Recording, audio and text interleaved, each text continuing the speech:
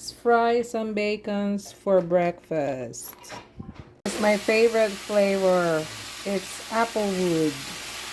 I like my bacon crispy, so I'll make it crunchy. How do you like your bacons? Let's make a poll. I want it crunchy to get rid of most of the oils. And it's good.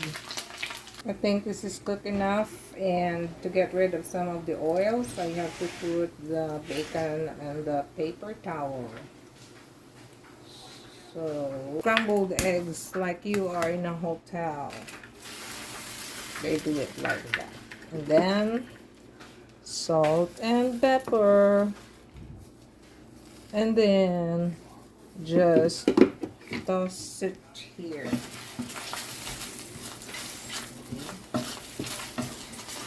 Toss and turn, toss and turn. This is my scrambled egg. Hotel style.